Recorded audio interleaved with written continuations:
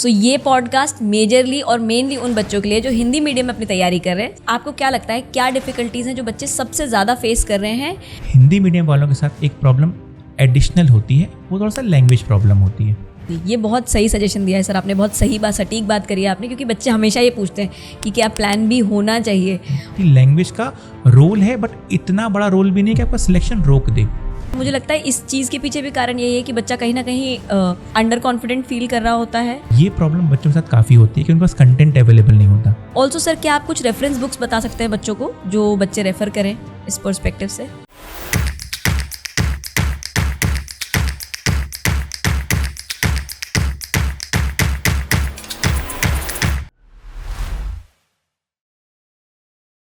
Hello everyone, welcome to the YouTube channel of judiciary gold. My name is Ankita Tomar and आज हमारे साथ में हैं सौरभ सर। सर आज हमारे साथ डिस्कस करेंगे कि क्या प्रॉब्लम्स हैं जो मेजरली हिंदी मीडियम के बच्चे सफ़र करते हैं अपनी तैयारी के समय पर और क्या उनके सॉल्यूशंस हैं।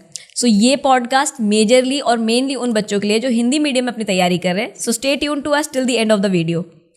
सो सौरभ सर, मेरा आपसे सबसे पहले सवाल ये है कि आपको क्या लगता है क्या डिफ़िकल्टीज़ हैं जो बच्चे सबसे ज़्यादा फेस कर रहे हैं जब वो अपनी तैयारी हिंदी मीडियम में कर रहे होते हैं?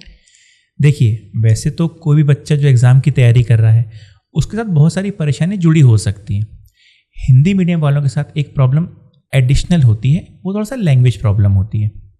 क्या है कि लॉ हमने ड्राफ्ट भी शुरुआत में इंग्लिश में ही किया है, किताबें भी इंग्लिश में ही हैं, और मेजरली हमारे जो लॉज हैं वो अंग्रेज़ों ने ही ड्राफ्ट किए हैं। तो वो इंग्लिश में जो कंटेंट अवेलेबल है, जो बुक्स अवेलेबल है, वो काफ़ी अच्छी हैं कंपेयर टू जो हिंदी में कंटेंट अवेलेबल है उसके कंपैरिजन में। तो ये प्रॉब्लम बच्चों के साथ काफ़ी होती है कि उनके पास कंटेंट अवेलेबल नहीं होता। इसके अलावा एक समस्या और होती है कभी कि कई बार बच्चा काफ़ी सक्षम है, वो एग्ज़ाम क्लियर कर सकता है, बट उसको ये लग रहा है कि मैं क्योंकि हिंदी मीडियम से हूँ, क्योंकि मुझे लैंग्वेज प्रॉब्लम है, इसलिए वो नहीं कर पाता।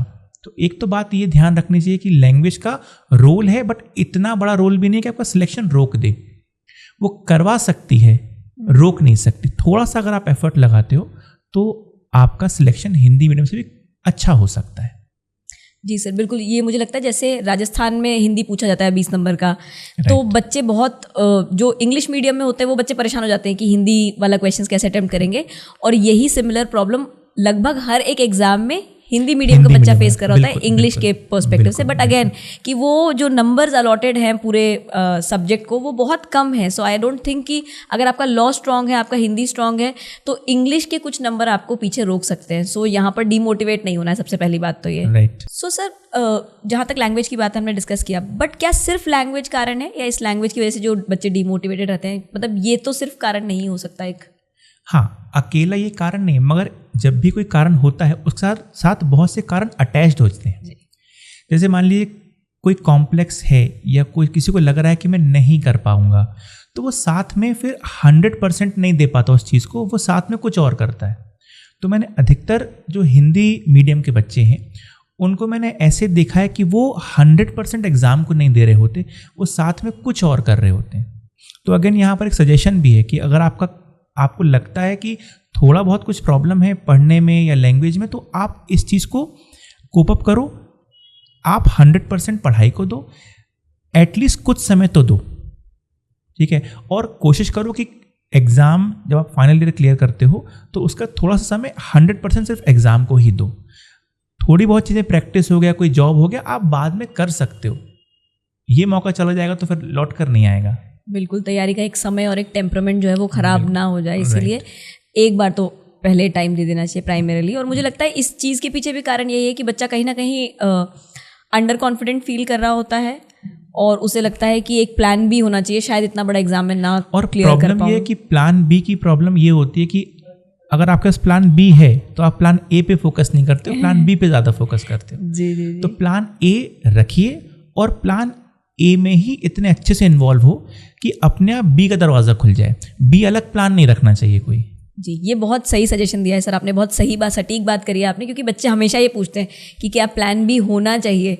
और एज गाइड्स हम ये भी नहीं कह सकते कि नहीं प्लान बी नहीं होना चाहिए, but I guess this is the correct suggestion या करेक्ट एक्सप्लेनेशन है कि प्लान ए की तैयारी इतनी अच्छी कर लो कि प्लान बी ऑटोमेटिकली उसका रास्ता तुम्हारे लिए खुल जाए, उसका दरवाज़ा तुम्हारे लिए ऑटोमेटिकली खुल जाए। ऑल्सो सर, जैसे आपने बात करा बुक्स को लेकर के कि मेजर फ्रेमिंग लॉज की इंग्लिश में हुई है क्योंकि ब्रिटिशर्स थे उस टाइम पर, तो और कहीं ना कहीं इंग्लिश लॉ से ही इंस्पायर्ड था हमारा कंप्लीट लॉ भी, लीगल सिस्टम भी। तो आज की तारीख में भी क्या बच्चों को ये सोर्सेज का प्रॉब्लम फील होता है? क्योंकि हम लोअर कोर्ट्स में देखते हैं प्रैक्टिस पूरा हिंदी में चल रहा है, तो बेयर एक्ट्स वगैरह मुझे लगता है मुश्किल नहीं है हिंदी में मिलना, बट क्या बाकी रेफरेंस बुक्स वगैरह हिंदी में अच्छी मिलना मुश्किल हो रहा है बच्चों को?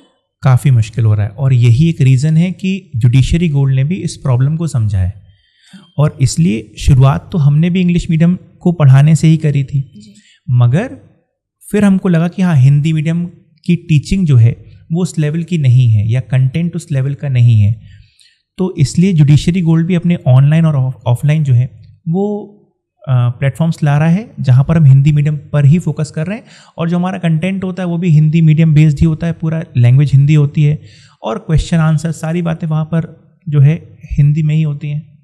इसी के साथ सर बच्चों को ये भी बता दीजिए कि आप ही पढ़ाएंगे हिंदी में ताकि बच्चे और थोड़े से मोटिवेट हो जाएं।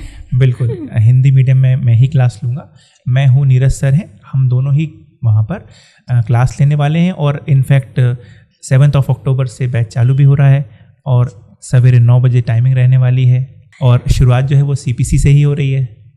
चलिए, so I guess this is a good news, great news उन बच्चों के लिए जो तैयारी करना चाह रहे हैं हिंदी में, क्योंकि अगर आपको कहीं एक अच्छा कोचिंग या एक अच्छा मटेरियल मिल जाता है हिंदी में पढ़ने के लिए, तो मुझे लगता है एक जो मेजर प्रॉब्लम है आप लोगों की which is regarding the content, वो सॉर्ट हो जाएगी यहाँ पर। सो ऑल्सो सर, क्या आप कुछ रेफरेंस बुक्स बता सकते हैं बच्चों को जो बच्चे रेफ़र करें इस पर्सपेक्टिव से?